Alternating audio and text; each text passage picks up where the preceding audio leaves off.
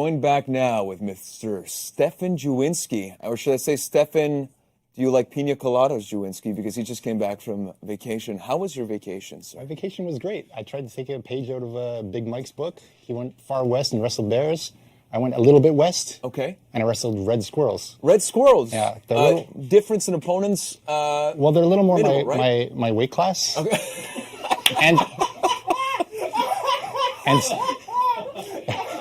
and skill level, so it works out pretty well. Awesome. And of course, Manu Zuchet, we can't forget you. You have no mic, so how was your you'll weekend? be miming a lot. Okay, great. What Excellent. Is that? You have a good time? Yeah. All right, let's get into it, guys. We've got some stuff to talk about with the testing grounds that we announced at the Year 3 Season 3 reveal, right? And we're going to show it to you today. Very exciting, right? Let's start off with a little reminder for those of you who may have missed what the testing grounds is all about.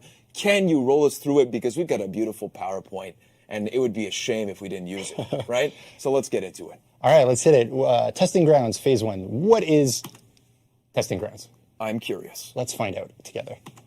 It's basically similar to a public test server with a couple of differences.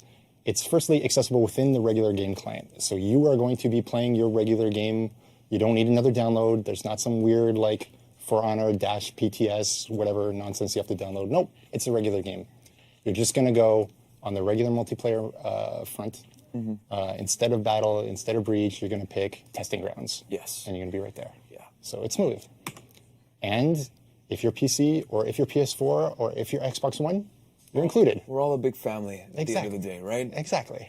So Thanksgiving. Enjoy, right? Like, it's there for you. It's for everybody. Yeah, that's what we want. Exactly.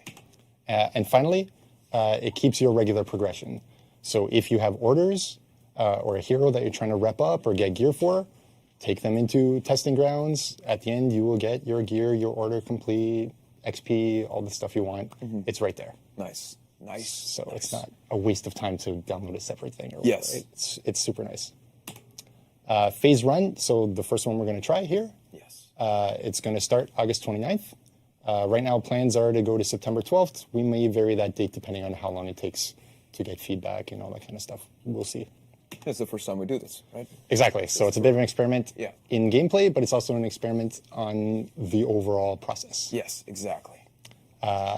What we want to happen during and towards the end of this process is for players to be able to share their feedback through social channels, and we're also going to be putting out a survey. Mm-hmm. This is going to be super important for us because we want to use that feedback to help us determine what pieces of this go live. Is it everything?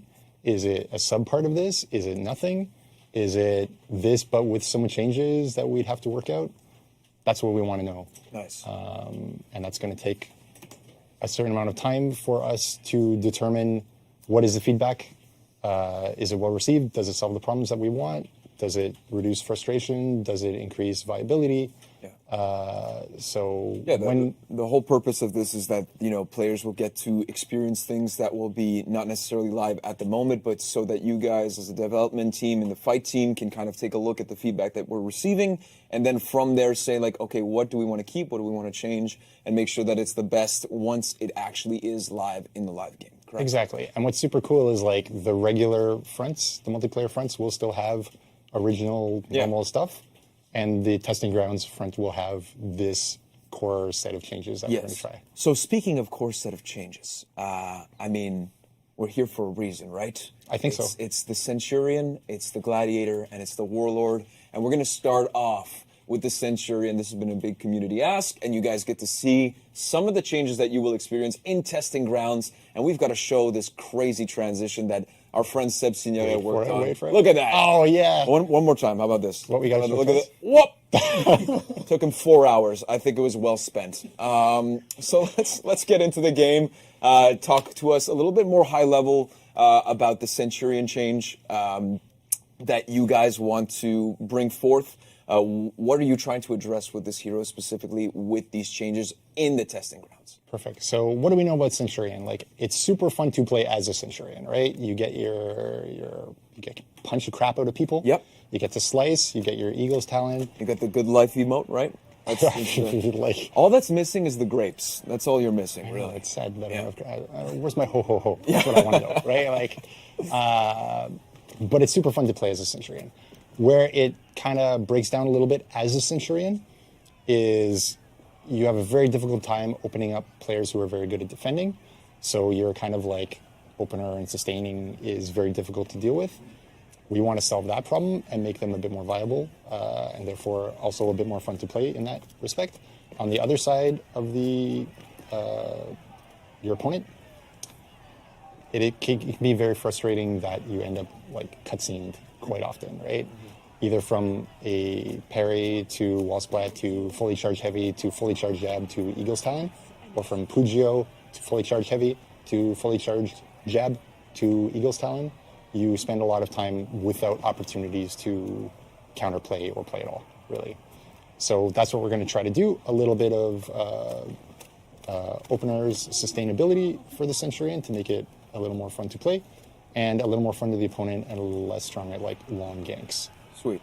Awesome. That's the overall pitch. So let's kind of break down piece by piece the things that we've adjusted to try to make some of these things happen. First, we'll start with a super easy to show thing, zone attack. Zone attack, exactly. Feintable second hit and feintable third hit, right? Obvious, good change. I was playing someone yesterday who hit me with the first hit, and I was like, cool, parry the third hit, killed him, and I'm like, that sucks for you a little bit. So this will be some opportunity for you to not be screwed if you're. So yeah, as soon as you do launch it or like release the zone here at this point, you can either cancel at the second or the first or whatever. The second or the third. Or exactly. the third. Okay. Yeah. So that's pretty cool. Sweet. What else did we change? Charged heavies. So these used to be soft feintable guard break and feintable. Yes, great. We still have that, but now we also allow the ability to feint during the unblockable portion of these. There you go, as you saw there. A little bit of fire, and then you can feint, and you can feint directly into guard break as well, in both times. Nice. So that's super cool. We saw with Shigoki, for example, like, yes, you want to be able to feint these because otherwise it's a free parry. It worked with Shigoki. These are now threatening moves for it, so we're trying to do the same thing for Centurion. What do we want to show next? I'm going to ask Manu, who's got no microphone. Light attacks. Okay. All right, let's show the lights next. So opener is about the same, but the second and the third hits are now both 500 MS. We hope this means that Centurion can actually go through the chain. Third big piece that we want to take a look at is the jab. This is kind of like the difficult part of the puzzle for Centurion. Right now, because it's guaranteed on live, that's where the cutscene aspect comes, the uninteractive part of it comes. So what we want to do here is we make the charged heavy no longer guaranteeing any kind of jab. However, the benefit we're giving back is that the jab can be feinted. So what does this mean, right? The opponent can actually dodge. Oh, I guess I should pick up the controller here. Okay, here we go. All right, dodging the jab. Okay. Right? But we can see that, like, yep, he was a bit slow on the feint to guard break there, but definitely can catch the dodgers. If you want to try one more time. All right. Doing it live is always fun. Yeah, of course. Perfect. Anyway, you can get wrecked that way. So that's pretty cool. Okay. And what's interesting is now after every heavy, the Centurion has the opportunity to get the jab, which gives it free light, the knockdown, which gives the Eagle's Talon, or the feint guard break, which can set up anything else, really. So just to recap, basically what you're saying is that the cutscene is still possible. Yes. But if it is possible, it's your fault. Yes, it's no longer a cutscene. It's now a series of things that can happen with options to counterplay in between. So, like, if you're dropping your controller like you did before and made a sandwich and then came back to the game, that's no longer going to happen because right now you actually have the chance to... You could have dodged in between, Exactly. right? Exactly. You just dodge. Just dodge. Just dodge. Just dodge. Just dodge, guys. Although it's going to be a little more difficult to do that because the Centurion has a few more areas from which the Centurion can hit this thing. Mm-hmm. We've added it between the lights. As you can see here, punch, light, punch, light, punch guarantees light. And you can, of course, go to heavy if you want as well. So you can see Manu is having a really good time beating the crap out of me. Yeah. He's not showing it, but you can tell that he's enjoying it. Yeah, he's not super expressive, but that little bit of a smile that you see there, that's him He's ultra satisfied. Yeah, Really satisfied. Yep, we see that. Awesome. Anything else that you guys wanted to go over? I mean, these guys will, again, want to specify, this is not coming to the game. All the changes that you went over, these are going to the testing grounds, but not the live game. This is only part of the testing grounds front that will be accessible. And that's important to note because once the testing phase is over, so from August 29th to September 12th, the September 12th may change. But at that point, we get feedback on our side, evaluate that feedback, and then see if we need to make any tweaks or if these changes are approved globally from your standpoint as a player. So super important for that to be reiterated. And lastly, before we get into the other changes on the Gladiator and the Warlord, is that the survey won't be live until next week either. So August 29th, testing grounds is available with these changes and the survey. Yeah, so we'll wait until you can actually play it before we Exactly.